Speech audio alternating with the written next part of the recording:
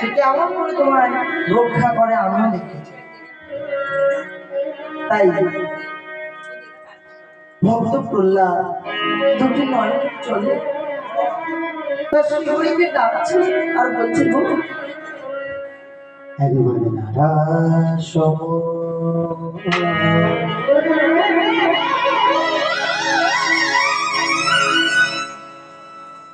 আরে কিছু কিছু কাজ আছে বাকি, কিছু কাজ আছে বাকি দরদ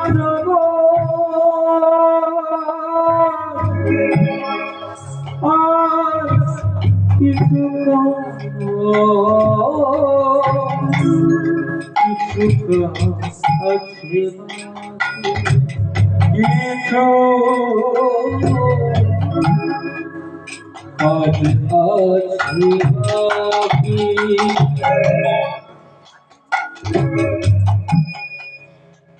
তোমার সমর মানে কি? সমর মানে কি? যাকে আমরা বলি কাল বা জল। কেমন ও মা চলে যাচ্ছ নাকি গো? ও মায়েরা চলে যাচ্ছ কেন? আমার গান ভালো লাগছে না?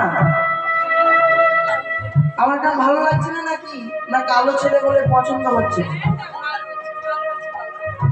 ভালো যখন হচ্ছে চলে যাচ্ছ।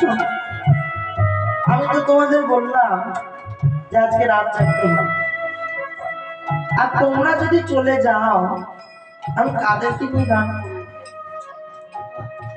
কি বলো? তোমরা যদি চলে যাও আমি কাদেরকে নিয়ে গান করবো? তোমাদের জন্যই তো এখানে আসা। তাহলে তোমরা চলে যাচ্ছ, আরো যে একজন আছে কেমন, তাই কি বলছে? আমার ভক্তিতে যুক্তিতে করে ঝগড়া থাকি,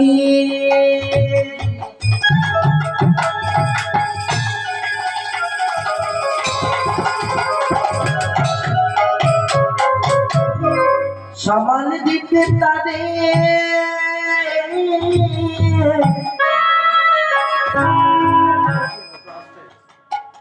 সময় হলো মাঠে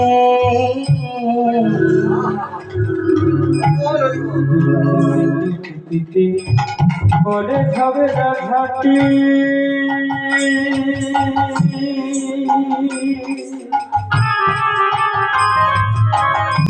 তাদের সবার দিতে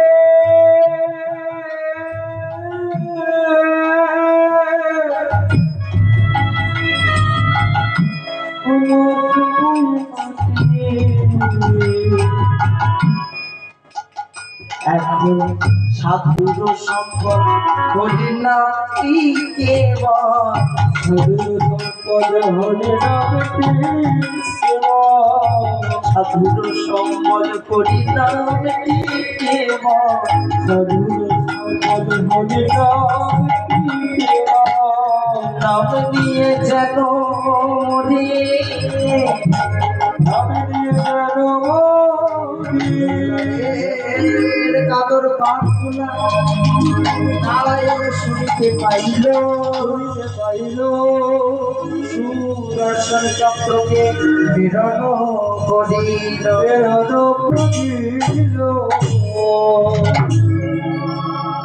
প্রহ্লাদের কাদর প্রার্থনা শুনে শ্রীহরি নারায়ণ তার সুদর্শন চক্রকে পাঠানো, বলে যাও হে সুদর্শন, তুমি গিয়ে আমার ভক্ত প্রহ্লাদকে রক্ষা করো, তুমি আমার ভক্ত প্রহ্লাদকে রক্ষা করো। তাই সুদর্শন চক্রে সে কি করলো না, প্রহ্লাদের উপর একটি আচ্ছাদন পড়ে রইল, কিন্তু ওই আচ্ছাদনটা কেউ দেখতেই পেল না। আচ্ছাদন মানে কি মা? আচ্ছাদন মানে হচ্ছে ছাওয়া করে রাখা। এই যে দেখতে পাচ্ছেন এখানে প্যান্ডেল করে যে ছাওয়া করে রাখা আছে, এটা কি বলে আচ্ছাদন। এই আচ্ছাদন করে রইল চক্র, আর সেটা কেউ দেখতেই পেল না। আর ঘাতক যতই অস্ত্র দিয়ে আঘাত করে, সেই অস্ত্র ওই প্রহ্লাদের অঙ্গে লেগে ভেঙে চুরমার হয়ে যায়, ভেঙে টুকরো টুকরো হয়ে যায়। আর কারো কারো হাতের অস্ত্র সর্পরূপ ধারণ করে তাদেরই হাতে জড়িয়ে যায়। এই দৃশ্য দেখে যখন সকলে ভয়ে জড়সড় হয়ে পড়লো, আরে দেখি আমার ভক্ত প্রহ্লাদ কি করছে গো, তার তার বাঁধন আলাদা হয়ে গেল, সে মুক্ত পেল। আর সে কি করছে, সে দুটি হস্ত উপর দিকে করে নেচে নেচে পরিণাম করছে। আমরা করতে পারবো কি জানেন তো মা? এই যে মাসটি চলছে, এটা একটা বিশেষ মাস। কি মাস? না, এটা হচ্ছে দামোদর মাস। দামোদর মানে কি? দামোদর মানে হচ্ছে ভগবান, ভগবানের আরেক নাম হচ্ছে দামোদর মাস। কেন? সকলে নিশ্চয়ই জেনে থাকবেন, মা যশোদা একবার ননি চুরি করে খাওয়ার জন্য গোপালকে বেঁধে রেখেছিল, বেঁধে রেখেছিল তো। সেই জন্য সেই বেঁধে রেখেছিল বলে, কোন মাসে বেঁধে রেখেছিল? এই মাসে বেঁধে রেখেছিল। সেই জন্য এই মাসের নাম দামোদর মাস। কেন না, দাম মানে হচ্ছে রশি, আর উদর মানে তো সকলেই জানে, সেই রশি দিয়ে ভগবানের উদরে বেঁধে রেখেছিল। তাই জন্য এই মাসের নাম দামোদর মাস। আর এই দামোদর মাসে ব্রত পালন করতে হয়। কেমন করে ব্রত পালন করতে হয়?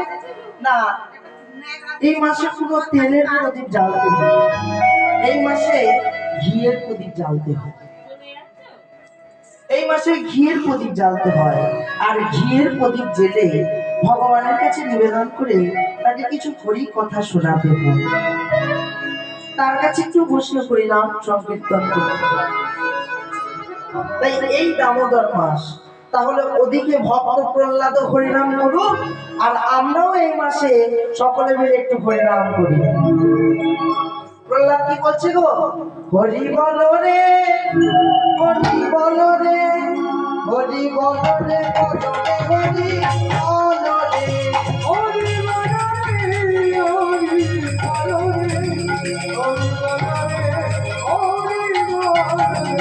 হরি বল রে, হরি বল রে,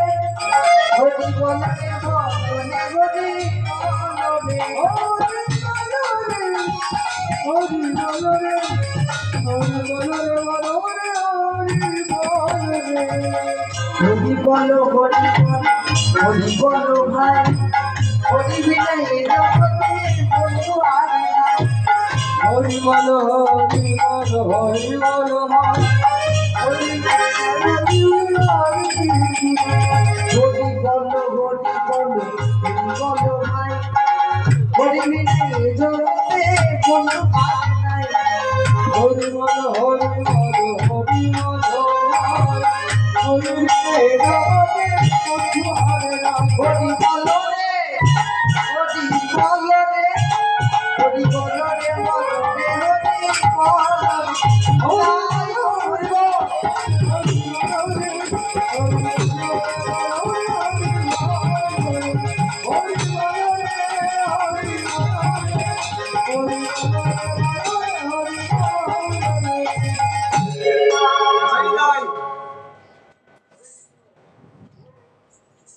আমার খুব সৌভাগ্য, এত সুন্দর আমার এই যে বাচ্চা ছেলেটা এখন এত বড় হয়েছে, বয়সে বড় হয়নি, ও খুব লম্বা চওড়ায় বড় হয়ে গেছে।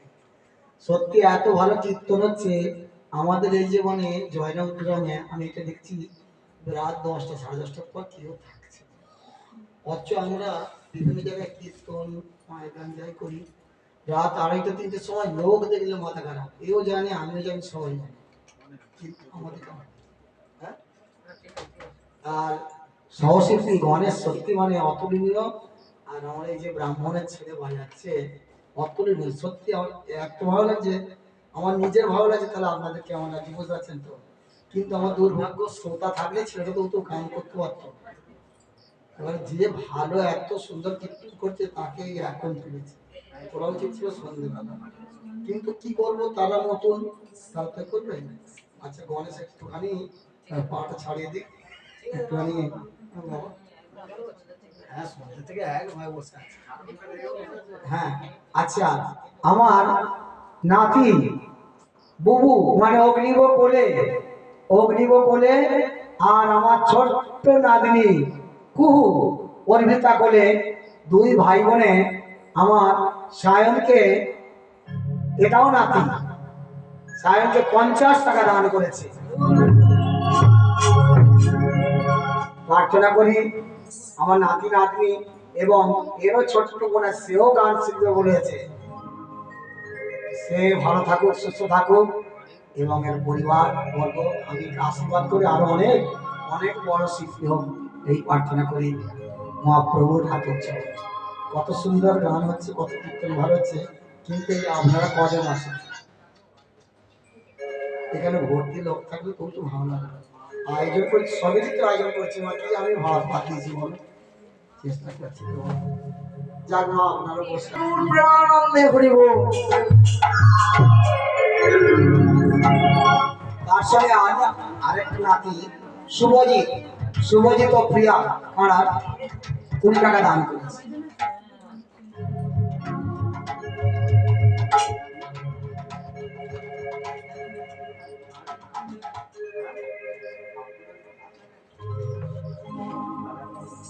সকলে মিলে একবার জোরসে বলুন, বিদায় গৌর প্রেমানন্দে হরিব।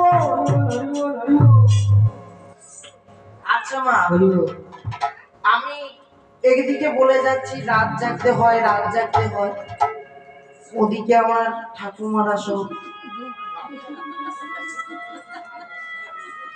কি গো? তাহলে আমার মাসে 103 বছর বয়স, এখন যে আছে 10 টাকা দান করছে, আর আমার বড় দিদি 10 টাকা দান করেছে।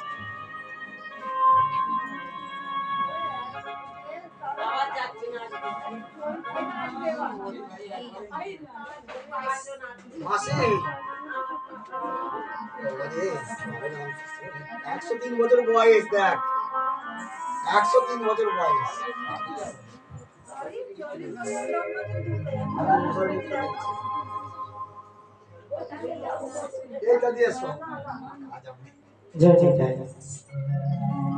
তাই এই বড় মার জন্য একটি ভজন নিয়ে নিই, তারপর আমরা আবার আমাদের লীলার মধ্যে প্রবেশ করবো, কেমন? তাই সকলে মিলে, আর কি বলছিলাম, ওই যে বলছিলাম না, সকলে আর থেকে থেকে ঘুমিয়ে পড়ছে, ঘুম ভাঙাতে হবে নাকি?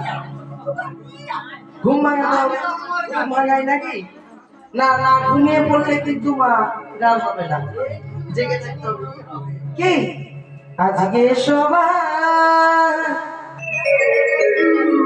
ঘুমের ছুটি, চোখের পাতা খোলা রাখবো, কৃষ্ণ নামে নেচে গিয়ে আজ সারা রাতে জাগবো।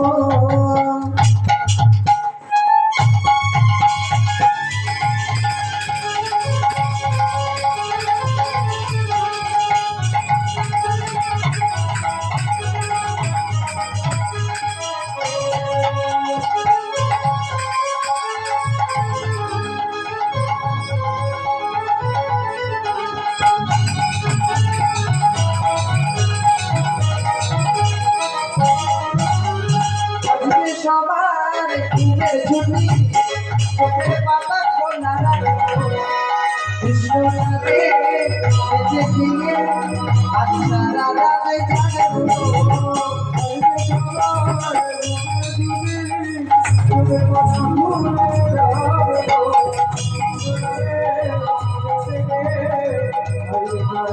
তোমরা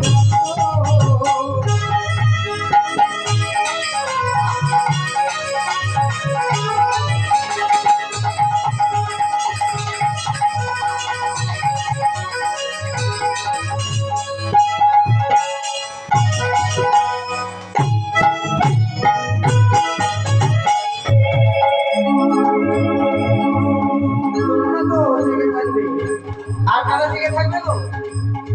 ওই চাঁদ জেগে থাকবে, তারাও জেগে থাকবে, ওই চাঁদ জেগে থাকবে, ওই চাঁদ জেগে থাকবে, তারা জেগে থাকবে, ওই চাঁদ জেগে থাকবে, তারা জেগে থাকবে। আজকে সবাই ঘুমের ছুটি, চোখের পাতা খোলা রাখো, কৃষ্ণ নামে নেচে আজ সারা রাতে যাবো।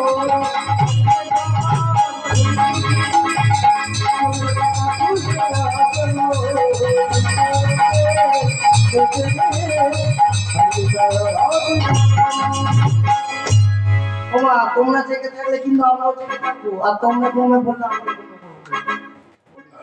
এবার ভেবে চিন্তে দেখুন কি করবে। তোমরা জেগে থাকো, আমরাও জেগে থাকবো, তোমরাও জেগে থাকো, আমরাও জেগে থাকবো, তোমরা জেগে থাকো, আমরাও জেগে থাকবো, তোমরাও জেগে থাকো, আজকে সবাই ঘুমের ছুটি, চোখের পাতা খোলা রাখবো, জেগে আজ সারা রাতে জাগবো। জয় গো হরি বল, সর্বদা ঘুমে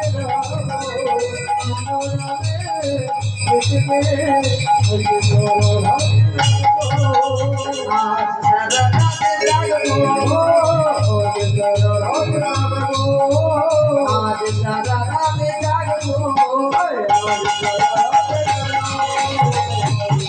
রাতে জাগবো, নিতাই চাঁদ কি, গৌর চাঁদ কি, রাধা কৃষ্ণ কি, ঘুম পাচ্ছে কি, ঘুম পাচ্ছে কি বলে চল, বলতে বলতে বেরিয়ে গেছে তো, ঘুম পায় না তো। তাহলে এবার আমরা লীলার দিকে অগ্রসর হই কেমন? না, বুঝতে পারছি রাত তো অনেক হয়ে গেছে, মায়েদের ঘুম তো পাবে। তো যাই হোক, আমরা লীলার মধ্যে আবার প্রবেশ করি কেমন? এখন মা ওই বদ্ধভূমিতে তো মারতে পারলো না, এবার হিরণ্যকশিপু আদেশ দিলেন, তবে বেশ যাও, তোমরা যাও, ওই তপ্ত ফুটন্ত তেলের কড়ার মধ্যে প্রহ্লাদকে ফেলে দাও, দেখি কেমন করে বাঁচে, দেখি কেমন করে বাঁচে। তাই করা হলো, প্রহ্লাদকে নিয়ে যাওয়া হলো তপ্ত ফুটন্ত তেলের কড়ার সামনে। তপ্ত ফুটন্ত তেলের কড়ার সামনে দাঁড়িয়ে প্রহ্লাদ কি করলো?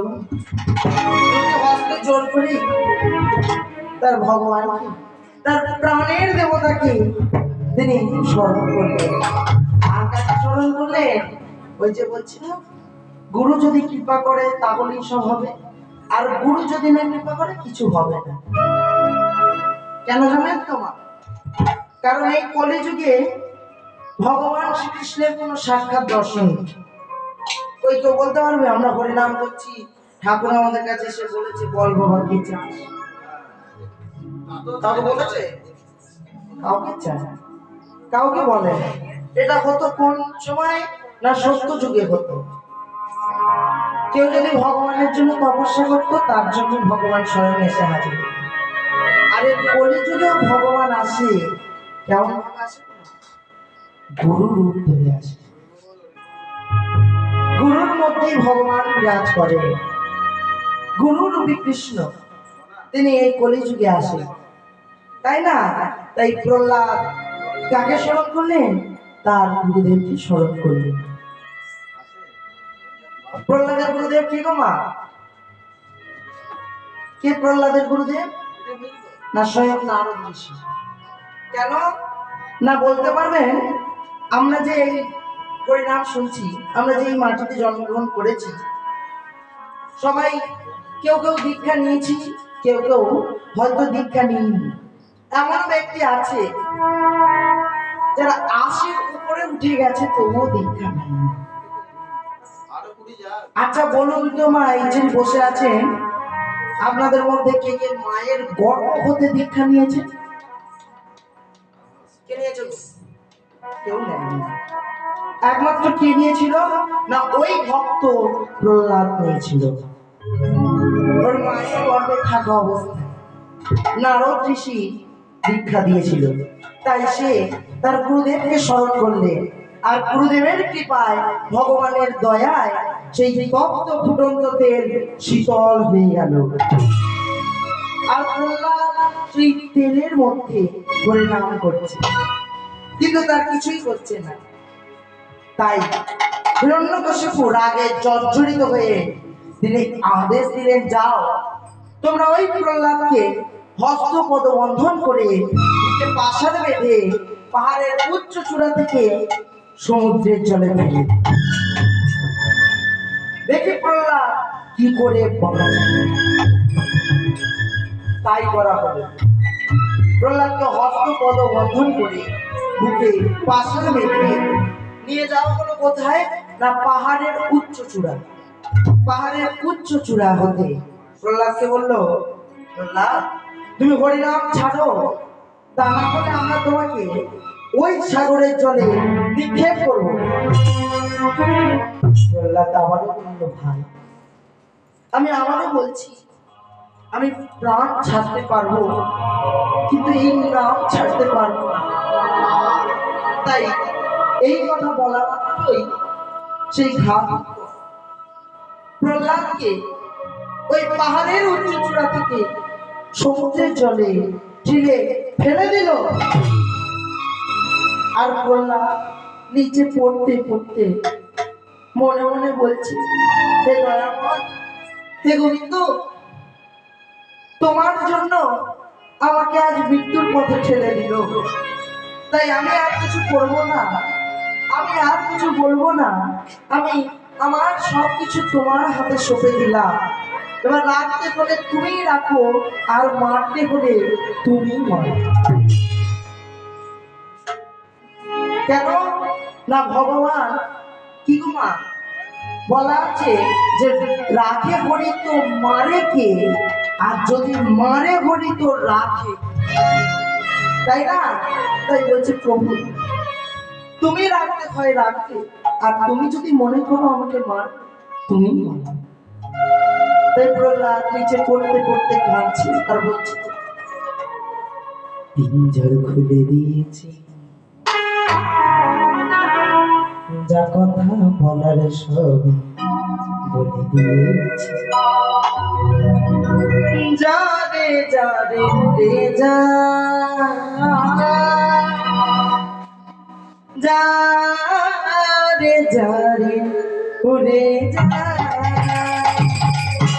তোরা খুলে দিয়েছি, কিছু বলার ছিল বলে দিয়েছি। যারে যারে উড়ে যা, যারে যারে উড়ে যা, যারে খুলে দিয়েছি, যা কথা বলার সব বলে দিয়ে। যারে যারে উড়ে যা, যারে যারে উড়ে যা, যারে খুলে দিয়েছি, যা কিছু বলার ছিল বলে দিয়েছি। যারে যারে উড়ে যা, যারে যারে উড়ে যা,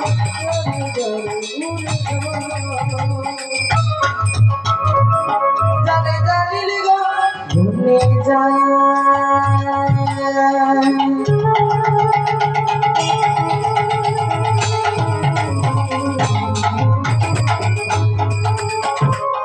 জানে জানিলা সে যা,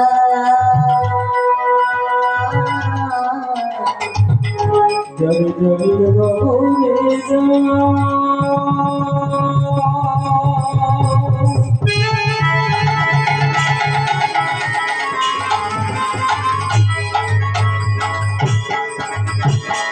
জরি জরি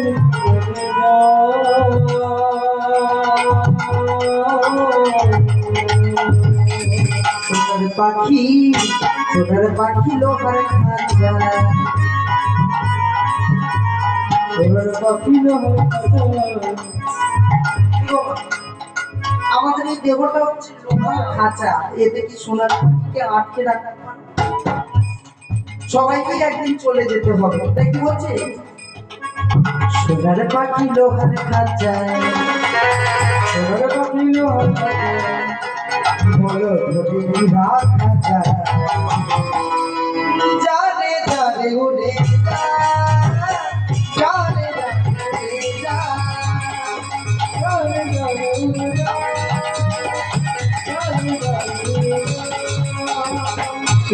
খুলে দিয়েছি, যা কথা বলার সবই বলে দিয়েছি।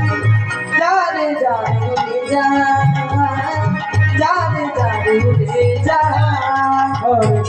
খুলে দিয়েছি।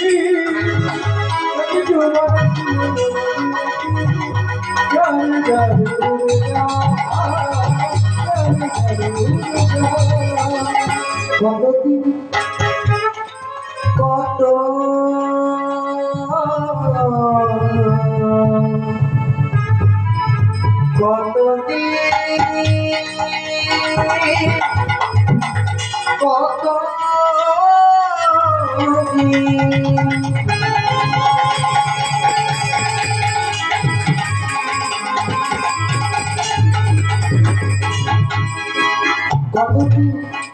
কতদিন থাকবি পাখি খাঁচার ভিতরে?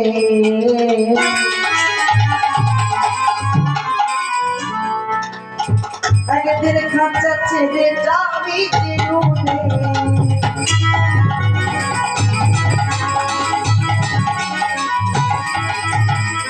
কতদিন থাকবি পাখি খাঁচার ভিতরে?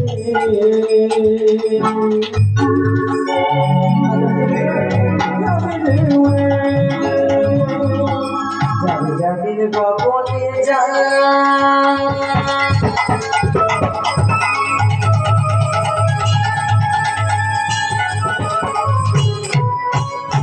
জানি জানি আকাশে যা জাবির গগনে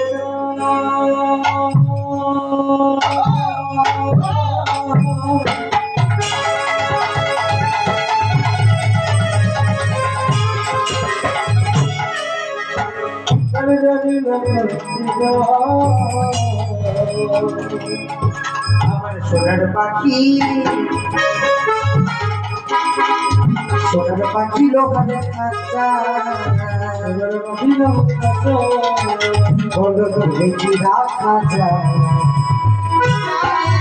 উড়ে যা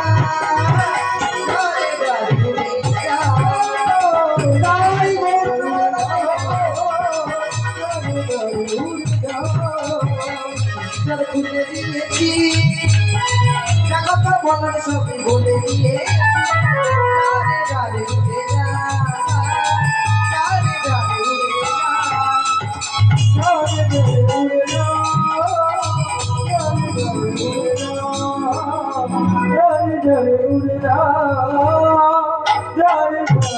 উড়ে যা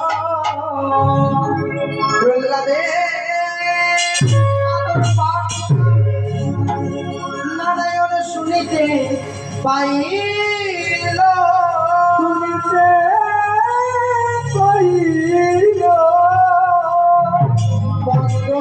নাম সমুদ্রে ফেলিয়া দিল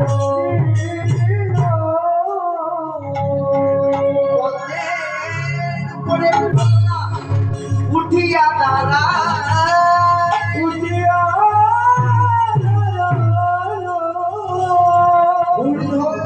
তুলে গড়ি গো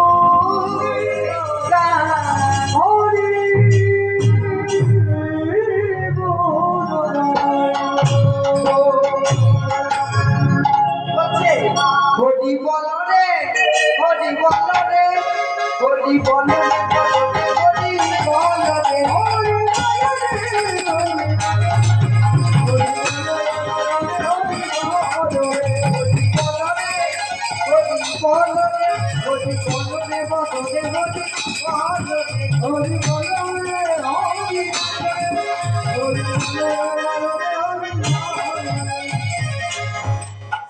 জানেন তো মা, এই হরিনাম এমন একটা লোক, এ হচ্ছে ছোঁয়া আছে, মানে যাকে একবার লাগবে মানে সেও হরি বলতে শুরু করতে হবে, সে যেই হোক না কেন। এদিকে প্রহ্লাদ তো আনন্দিত হয়ে হরিনাম করছে, আর এইদিকে কারা হরিনাম করছে জানো? কারা করছে গো? দৈত্যগণ মিলে করছে। কি বলছে? বলছে শুনো, হরি তুমি কত লীলা জানো খেলিতে, হরি তুমি কত লীলা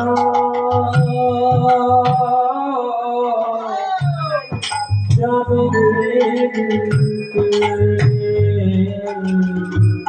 হরি তুমি কত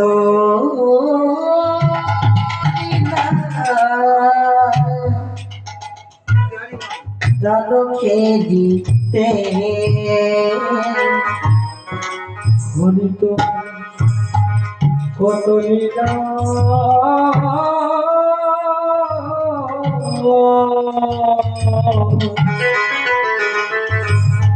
জানো খেলিতে,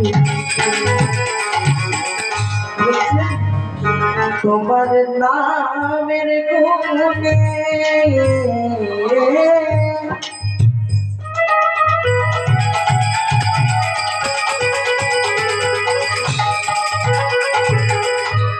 সোনা তবে শিলা ভাসে চলে নিতে, তোমার নামের গুণে নামে গুণে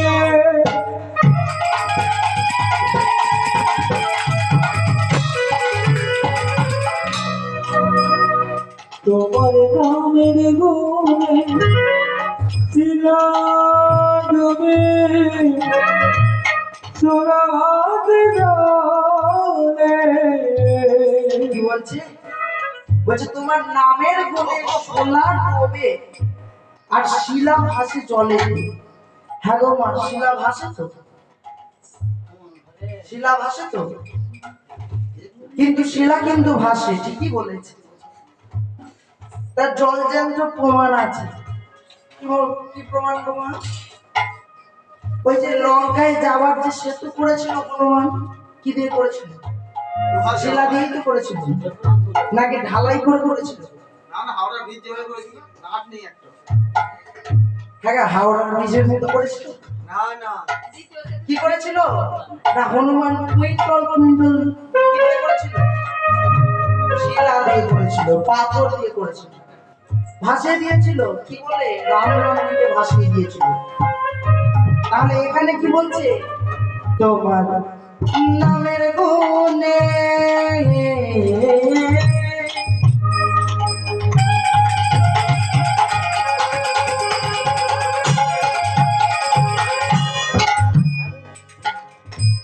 সোনা ডোবে শিলা ভাসে জলে, নামের গুণে নামের গুণে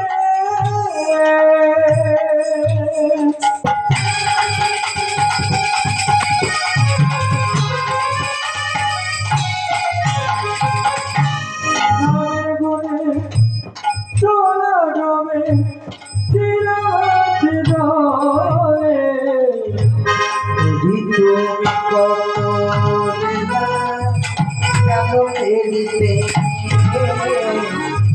হরি তুমি কত লীলা খেলিতে,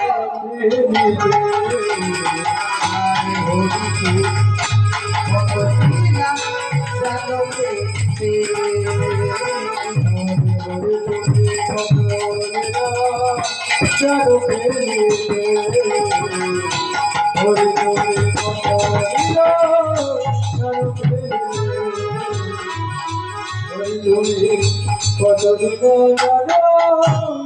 ওরে তুমি কত দিল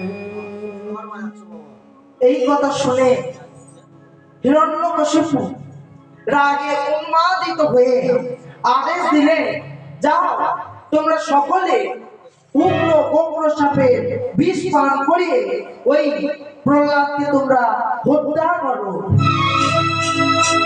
তাই করলো, উগ্র গোগ্র সাপের বিষ দেওয়া হলো।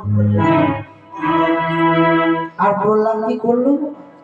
সেই বিষের পাত্রটি হাতে নিয়ে সর্বপ্রথম ভগবানের চরণে অর্পণ করল। আর ভগবানের চরণে অর্পণ করার ফলে সেই বিষ প্রসাদে পরিণত হলো, সেই বিষ হয়ে গেল অমৃত। আর প্রহ্লাদ সেই বিষ পান করলো, কিন্তু প্রহ্লাদের কিছু করলো না। এবার আদেশ দেওয়া হলো, যাও তোমরা প্রহ্লাদকে জ্বলন্ত আগুনের মধ্যে প্রবেশ করিয়ে হত্যা করো। তাই করো।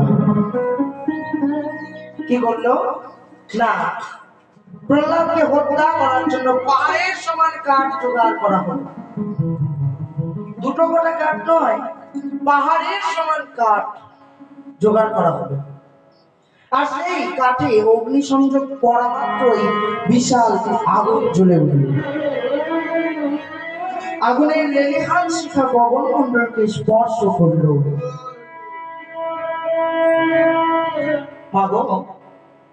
পুরাণ ভাগবতে শোনা যায়, প্রহ্লাদের যখন মৃত্যু হচ্ছিল না, সেই দেখে মহারাজ হিরণ্যকশিপু চিন্তায় নিদ্রা।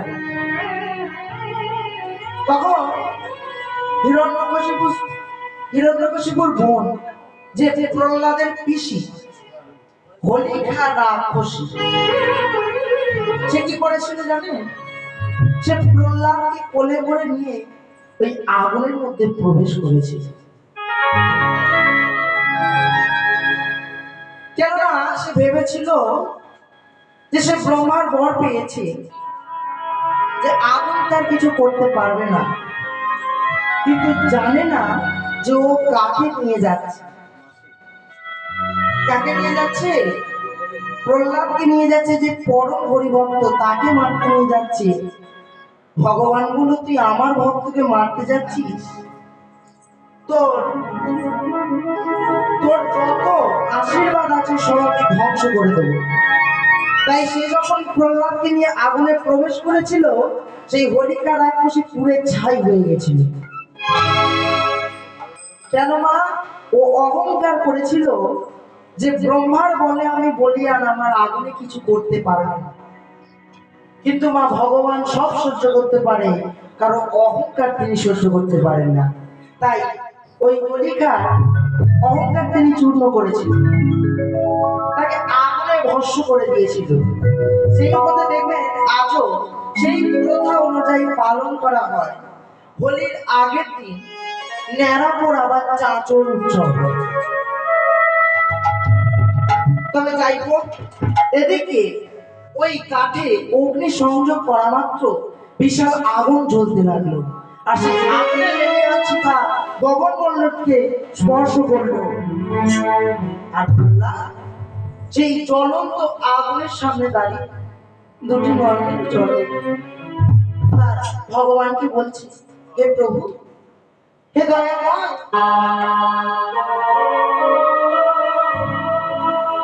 আমি নিয়ে তব না ওই ঘন ঝাঁপে দিলাম আমি নিয়ে ওই ঘনশ্যাম ঝাঁপিছিলাম আমি নিয়ে তব না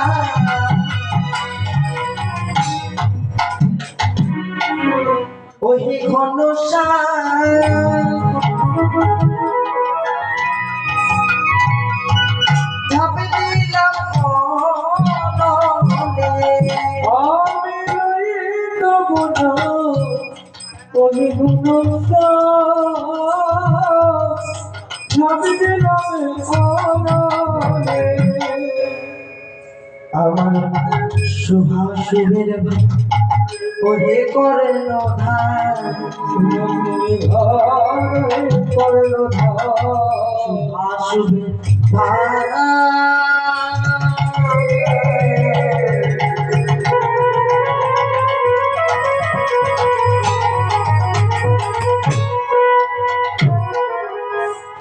ওহে করল ধার শুভা শুভের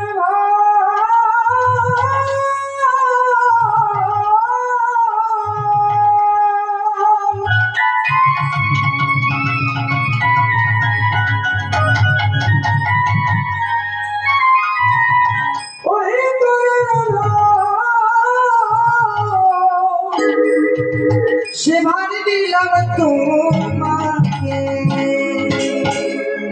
আমি নিজে যাব না তাই ওর প্রেমানন্দ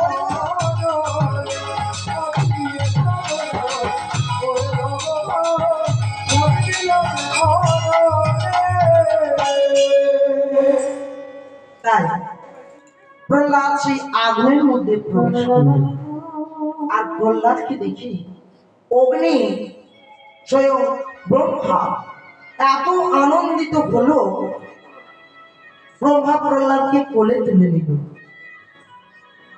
ব্রহ্মার আনন্দের কারণ কি? কারণ মা সেও যে একজন কৃষ্ণ ভক্ত, আর প্রহ্লাদ একজন কৃষ্ণ ভক্ত।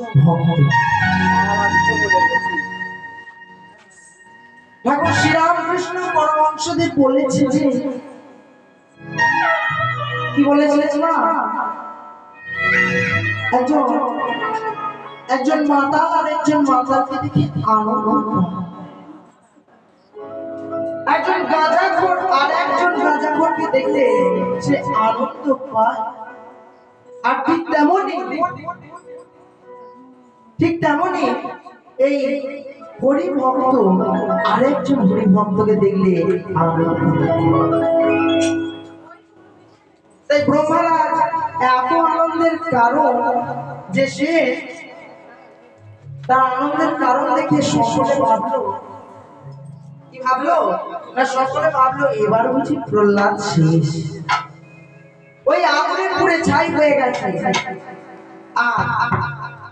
এদিকে আগুন নিভে যখন ছাই জমলো, পাহাড়ের সমান ছাই জমলো, আর সেই ছাই দেখে সকলে ভাবলো যে প্রহ্লাদ শেষ হয়ে গেছে, আগুনে পুড়ে ছাই হয়ে গেছে। কিন্তু এদিকে সেই আগুনের ভিতর থেকে, সেই ছায়ের ভিতর থেকে বেরিয়ে আসছে কি না, হরি নাম, কৃষ্ণ নাম, আর তার নামের নাম। একদিন ওই পৃথিবী হতে বেরিয়ে আসছিল হরি নাম, কৃষ্ণ নাম। কবে বেরিয়ে আসছিল? দোষ রত্না করেন বেলা। রাম নাম জপতে জপতে সে এত বিভোর হয়ে গেছে, তার দেহটা উইয়ে ঢিপি হয়ে গেছে। আর আজকেও তাই হলো, সেই ছাই ঢিপি হতে বেরিয়ে আসছে কৃষ্ণ নাম, হরি নাম, তার নাম। সকলে দেখলো সেই ছাই ঢিপি হতে বেরিয়ে আসছে অতি মৃদু শব্দে। আমার খুব আফসোস হচ্ছে, এত সুন্দর কীর্তন পরিবেশন করছে, অথচ আমি শ্রোতা দিতে পারছি না। ঠিক আছে ভাই, আগামী বছর তো এই যে বললে বাবা আমার গোবিন্দ শুনছে, এটি আমি শান্তি। হ্যাঁ, সামনের বছরে আমার পূজা রয়েছে, সামনে রয়েছে পূজা, আগামীকাল কীর্তন করবে বিকাল 3টে। আর আজকে ওটার সুযোগ দেওয়া যাবে না, ভাই যে গান করছে, কীর্তন করছে, এরও রাত্রি হয়ে গেছে। সামনে বছর তোমাদের দিকে নেওয়া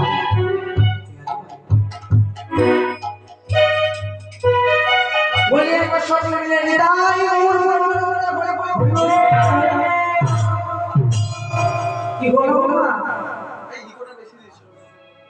ছাইটি হতে বেরিয়ে আসছে একটি মৃদু শব্দ। কে যেন গাইছে, গাইছে আবার সর্বঙ্গে লিখে দিও কি কৃষ্ণ কৃষ্ণ নাম। আমার সর্বঙ্গে লিখে দিও কৃষ্ণ কৃষ্ণ নাম। সর্বঙ্গে লিখে দিও কৃষ্ণ কৃষ্ণ নাম।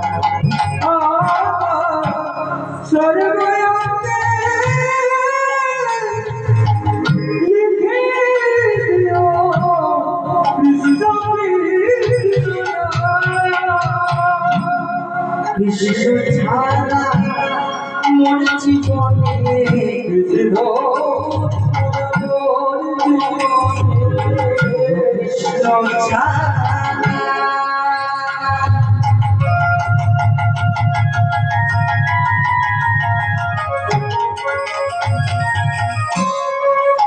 মোর জীবনে বলো প্রিয়া কৃষ্ণ কৃষ্ণ নাম। আমার সর্বঙ্গে কৃষ্ণ কৃষ্ণ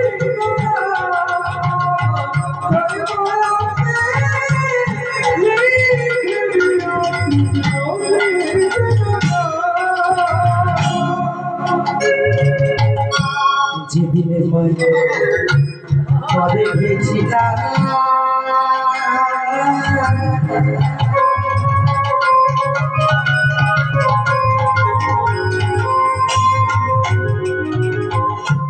ও কৃষ্ণ তোমায় দেখেছিলাম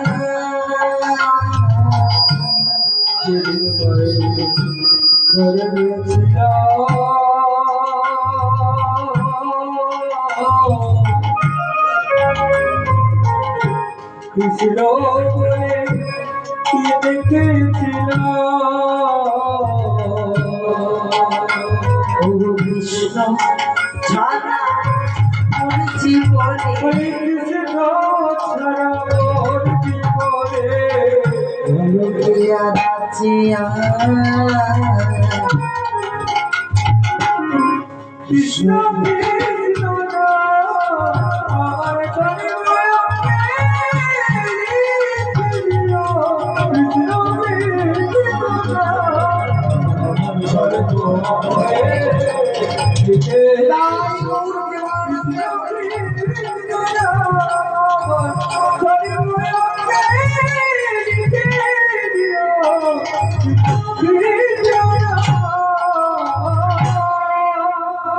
সকলে মিলে দেখলো ভক্ত প্রহ্লাদ হরিনাম করতে করতে বেরিয়ে আসলো।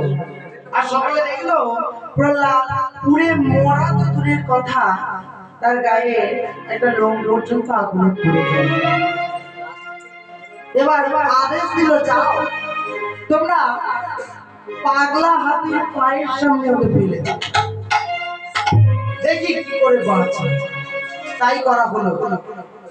অস্ত্রবধ বন্ধ করে পাগলা হাতির পায়ের সামনে ফেলে দেওয়া হলো। ওমা, সে একই তো পাগলা হাতি, তাকে আবার সুরাপান করানো হচ্ছে। সে তো আরো পাগলা হয়ে গেছে, একই পাগলা আবার সুরাপান করাতে হয়ে গেছে আরো পাগলা। এখন সে পাগলা হাতি কি করেছে, জন্মদের ন্যায় বিশাল আকৃতি সুর উত্তোলন করে গর্জন করতে করতে এগিয়ে আসছে। সকলে ভাবলো এবার মনে হয় প্রহ্লাদ শেষ, এই পাগলা হাতির পায়ে পড়ে ওকে পিষে মারবে। ওমা, একই পাগলা হাতি এসে প্রথমে ওই প্রহ্লাদকে ষষ্ঠাঙ্গে প্রণাম করল। প্রণাম করার পর প্রদক্ষিণ করতে লাগলো। বৈষ্ণব কবি বলছে, হ্যাঁ আজকে ভক্তকে প্রদক্ষিণ করছে স্বয়ং ভগবান।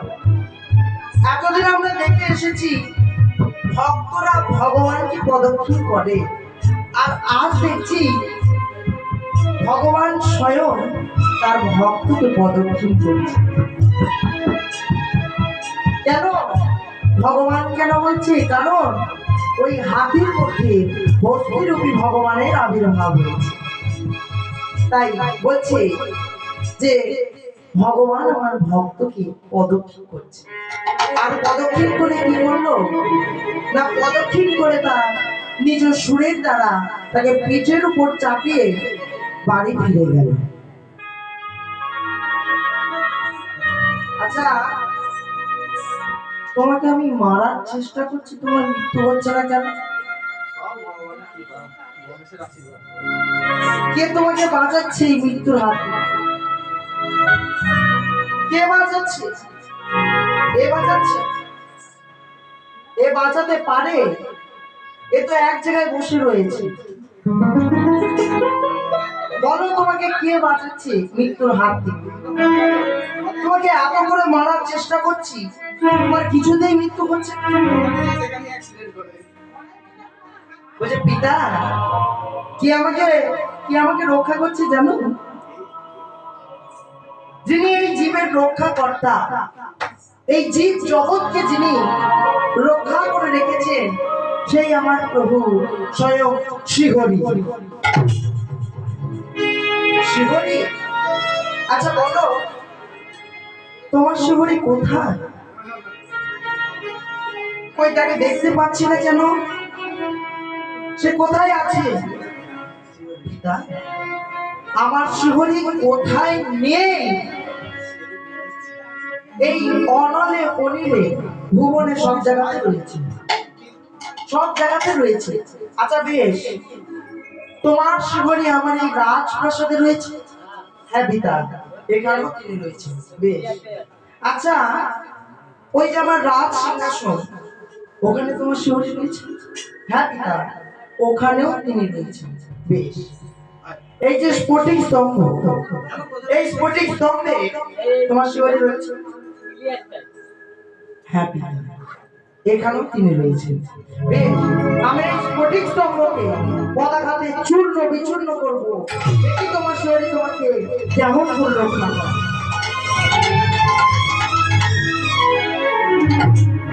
তাই করলো, কি করলো না, পদাঘাত করতে লাগলো, পদাঘাত করতে লাগলো, আর চিৎকার করে বলছে, কোথায় শ্রীহরি? কোথায় শ্রীহরি? কোথায় শ্রীহরি? কি করছে?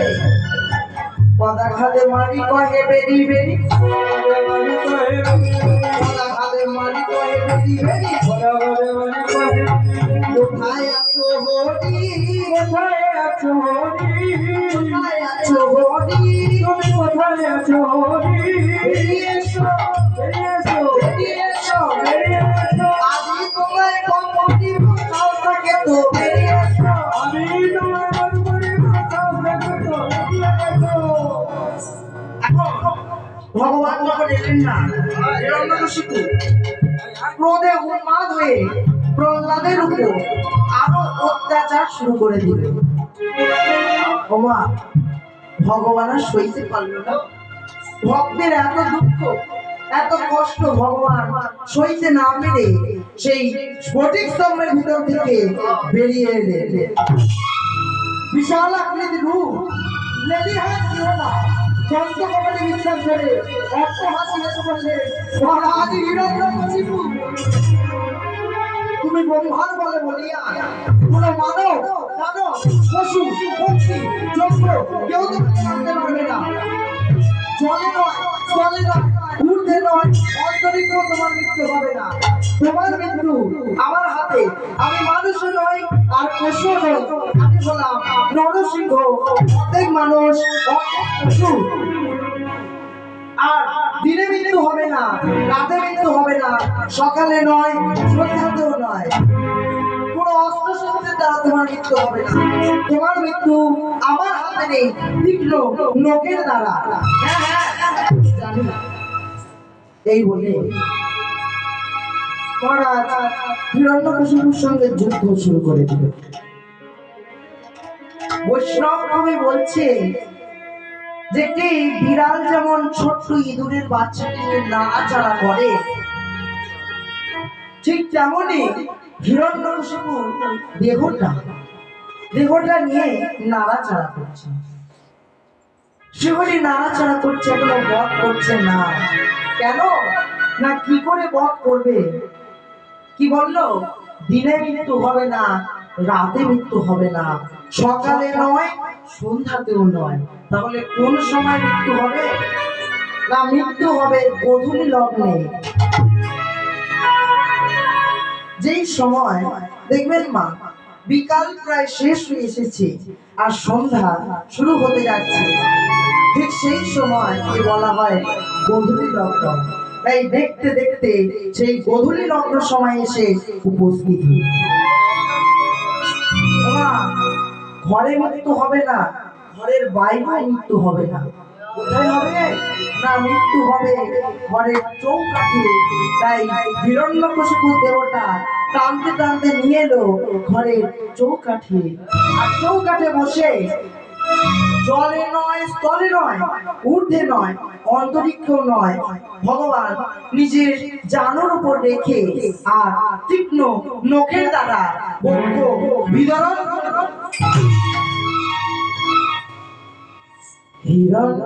হিরণ্যকশিপুর দেহ লোকে বিরাজিল, নারী ভুবনে বাহির করিল।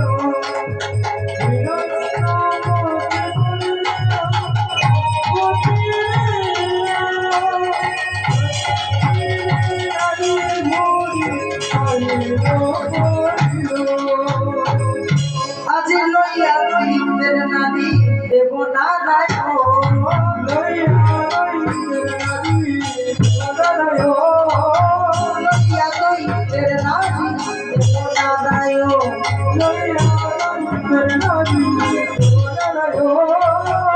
সম করিলেন অঙ্গের ভূষণ,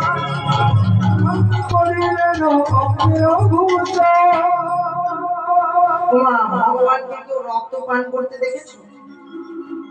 ভগবান রক্তপান করে না, কিন্তু আজ পান করছে। আবার কার রক্ত? একজন দানবের রক্ত পান করছে। কেন না, ওই রক্তের দ্বারা ভক্তের জন্ম। তাই যে রক্তের দ্বারা এমন একটি ভক্তের জন্ম, সে রক্ত তো মাটিতে পড়ে দূষিত হতে পারে না। তাই সেই রক্ত ভগবান পান করছে। আর দৈত্যের নারী বুড়ি ঔরসে ভক্তের জন্ম। তাই নারী বুড়ি গুলো নটি ক্ষীযুক্ত আকারে অঙ্গে ধারণ করে, নটি ক্ষীযুক্ত আকারে অঙ্গে ধারণ করলেন। সেই থেকে সৃষ্টি হলো পৈতা। আগে ব্রাহ্মণদের পৈতা ছিল না। যারা ব্রহ্মের উপাসক তাদেরকেই ব্রাহ্মণ বলে চিহ্নিত করা হতো। যখন স্বয়ং ব্রহ্ম অর্থাৎ শ্রীহরি নারায়ণ সেই নটি ক্ষীযুক্ত আকারে দৈত্যের নারী বুড়িগুলো অঙ্গে ধারণ করলেন, সেই থেকে ব্রাহ্মণগণ পৈতা ধারণ করল। নটি ক্ষী অর্থাৎ নটি সুতা। আচ্ছা মা, কেউ জানেন নটি সুতার নাম কি আর কাজ কি? জানেন না? তবে শুনে নি।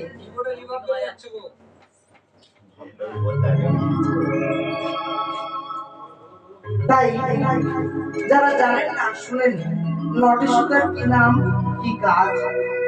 আর আগেই বলি, এখানে যদি কেউ ব্রাহ্মণ থাকেন, এই এখানে একজন ব্রাহ্মণ বসে আছে, তাহলে আমি নটি সুতার নাম বলছি, একটু মিলিয়ে নেবে কেমন? আর নটি সুতার কাজ বলে দিচ্ছি। কি বলছে? বলছে সম, দম, তপ, শৌচ, ক্ষান্তি, আর্যদম, জ্ঞানম, বিজ্ঞানম, আস্তেকম। হয়েছে তো? মনে থাকবে তো? আর একবার বলে দিচ্ছি, সম, দম, তপ, শৌচ, ক্ষান্তি, আর্যদম, জ্ঞানম, বিজ্ঞানম, আস্তেকম। হলো? এবার বলি কাজগুলো। সম মানে কি? না, সম মানে হলো সমান। যে ব্রাহ্মণ হবে সে সবাইকে সমান চোখে দেখবে, সে রাজা হোক, ধনী হোক, গরিব হোক, যে সবাই তার কাছে সমান। দম মানে কি? নিজের 10টা ইন্দ্রিয়কে দমন করে রাখতে হবে, তাই তো? দম। তপ মানে কি? তপ মানে হচ্ছে তপস্যা করতে হবে মাঝে মাঝে। তপস্যা করো তো? দেখেছো? তপস্যা করতে হয়, বলে কোন নিয়ে তপস্যা? আর কি বলছে? শৌচ। শৌচ অর্থাৎ যে ব্রাহ্মণ হবে সে যখন শৌচালয়ে যাবে সে তার পৈতাকে অঙ্গে ধারণ করতে পারবে না। কি করতে হবে? কি করতে হবে একটু বলে দাও। কি করতে হবে? শৌচ অর্থাৎ সে পৈতা নিয়ে যেতে পারবে না শৌচালয়ে, তাকে হয় কর্ণদেশে লাগিয়ে রাখতে হবে, তাহলে মস্তকে ধারণ করতে হবে, তাই তো? তাহলে শৌচ। তাহলে কথা হলো সম, দম, তপ, শৌচ। আর কি হচ্ছে মা? ক্ষান্তি। ক্ষান্তি মানে হচ্ছে উনি ব্রাহ্মণ, আমি যদি কোনো অপরাধ করি ওনার কাছে, ওনার কর্তব্য হচ্ছে আমাকে ক্ষমা করে দেবে, তাই তো? ক্ষান্তি। আর্যদম মানে, আর্যদম মানে হচ্ছে সরলতা ভাব, নিজের মনটাকে শিশুর মতো করতে হবে, আর্যদম। জ্ঞান। জ্ঞানম মানে কি? জ্ঞান থাকা দরকার। বিজ্ঞানম মানে বিজ্ঞান বা গীতা, ভাগবত এগুলো মুখস্থ রাখতে হবে, আছে তো নাকি? দেখেছো? আমি জিজ্ঞাসা করছি বলে বিরাট মুখস্থ, এক্ষুনি ধরুন একটা পারবে কি? তো বিজ্ঞান সম, দম, তপ, শৌচ, ক্ষান্তি, আর্যদম, জ্ঞানম, বিজ্ঞানম। আর কি হচ্ছে? আর কি গো? আর একটা আছে, কি হচ্ছে? সেটা হলো আস্তিক। মানে তোমার আস্তিক আর নাস্তিক দুটো ভক্ত আছে, ভুলিয়ে ফেলবেন না। যারা নাস্তিক হবে তারা এখানে আসবে না, কেন না? তারা ভগবানকে বিশ্বাস করে না। যারা নাস্তিক হবে তারা এই হরিবাসরে আসবে না, হরিনাম শুনবে না। আর আস্তিক কারা? এই যে রাত্রিকালে এত রাত হওয়া সত্ত্বেও জায়গা দখল করে যে আপনারা হরিনাম শুনছেন, এই আপনাদের মতো ভক্তদেরই বলে আস্তিক ভক্ত। ব্রাহ্মণ যে হবে তার মধ্যে এই গুণগুলো থাকতে হবে।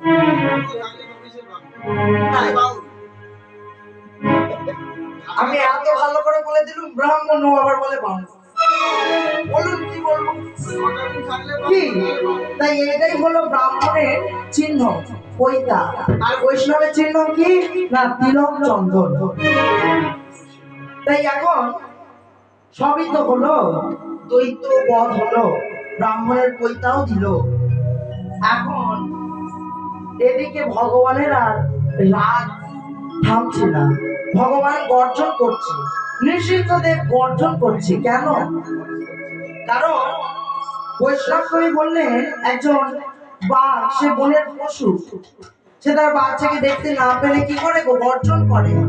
আর ঠিক তেমন ভগবান, তিনি আমাদের পিতা, আমরা তার পুত্র, তাই তিনি তার পুত্র প্রহ্লাদকে সামনে দেখতে না পেয়ে গর্জন করছে। এমন সময় সকলে মিলে, সকল দেবতা মিলে ভেবে তাকে পাঠানো তো শান্ত করানোর জন্য। ওই যে সবসময় বিনা নিয়ে ঘরে লোকের ঘরে নাকি ঝগড়া লাগে, ওই শুনেছি নারদ।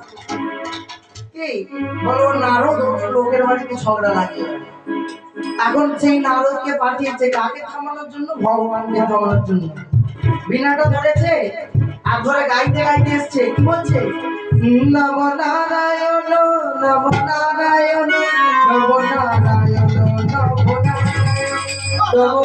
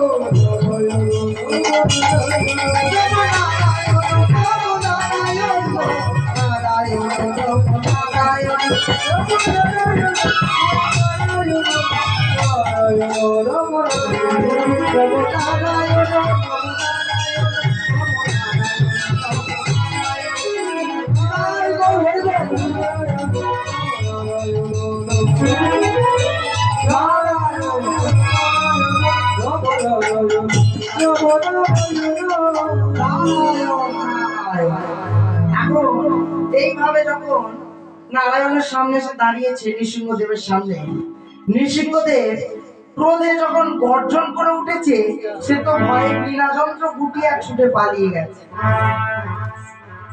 এবার ভেবে সকলে মিলে ওই লক্ষ্মী দেবীকে পাঠানো। লক্ষ্মী দেবী বরণডালা নিয়ে যখন বরণ করতে এলো, তখন লক্ষ্মী দেবীকে দেখো ভগবান গর্জন করে উঠতে, সেই লক্ষ্মী দেবী বরণডালা নিয়ে পালিয়ে গেল, ভগবানের সামনে দাঁড়াতে পারল না। ভগবানের এত ক্রোধ, শেষে সকলে মিলে ভেবে ভক্ত প্রহ্লাদকে পাঠানো।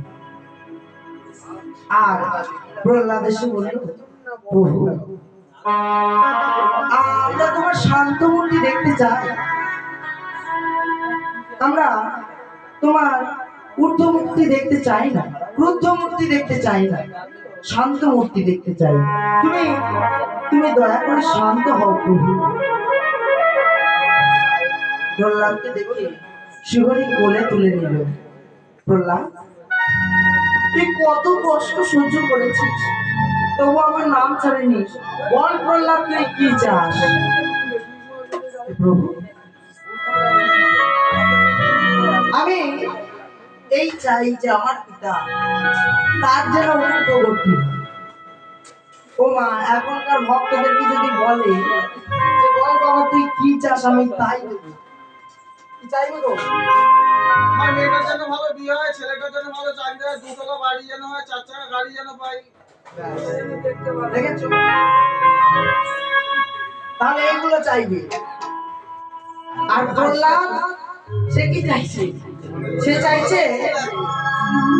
সে চাইছে প্রভু দেখুন মা, এটা যদি অন্য কেউ হতো সে বলতো না, কিন্তু যার পিতা তাকে এত কষ্ট দিল, এত মার মারার চেষ্টা করলো, তবুও প্রহ্লাদ কি বলছে, প্রভু আমি কিছু চাই না, আমার পিতা সে যেন তার যেন বুদ্ধিপতি হয়, তার জন্য সর্বনাশ হয়।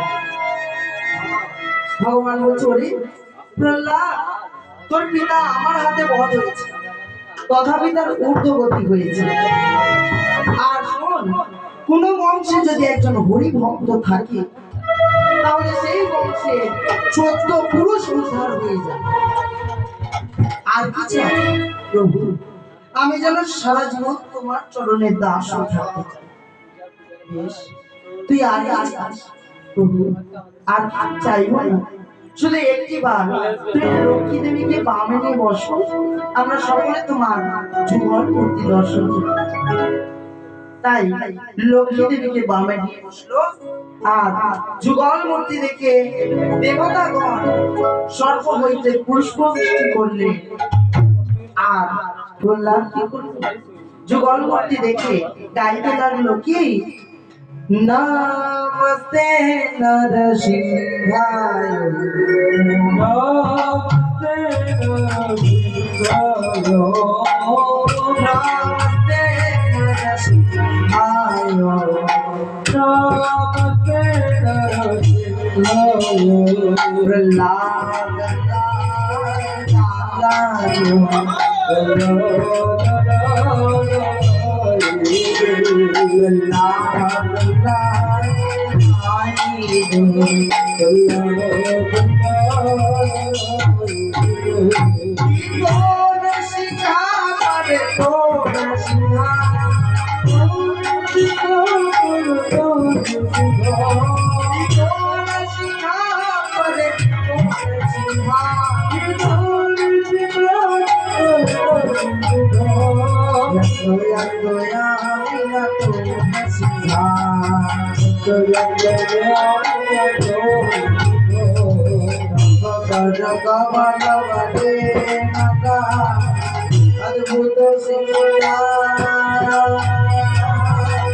অদ্ভুত হিরণ্যকশিপু কেশব গীতা নরহরি রূপা, জয় জগদীশ হরে, জয় জগদীশ হরে, জয় জগদীশ হরে। জয় বৃষভরিষ নরহরি রূপ জয়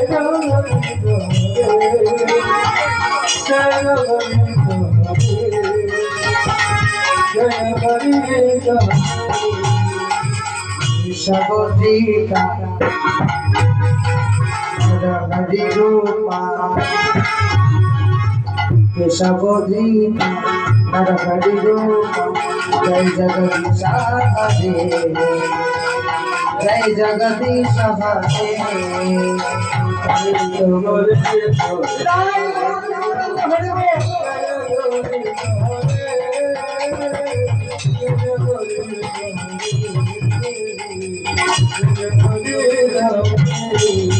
জয় নরসিংহ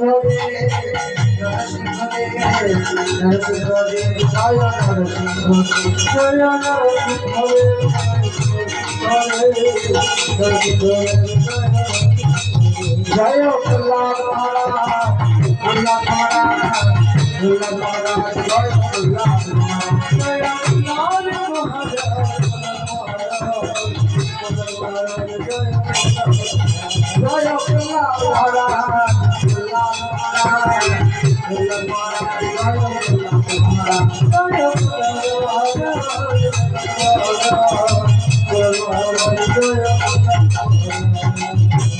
তাই ভক্ত আরে ভগবানের মিলন হইল আজ ভক্ত আরে ভগবানের মিলন হইল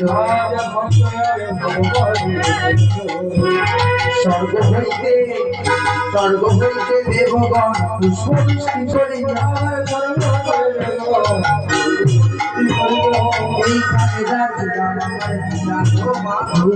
এইখানে রাখিলাম আমার লীলা মাধুরী রাখিলাম আমার লীলা মাধুরী ভক্তগণ সবে মিলে বলো কোটি কোটি ভক্তগণ সবে মিলে বলো কোটি কোটি হরি বল হরি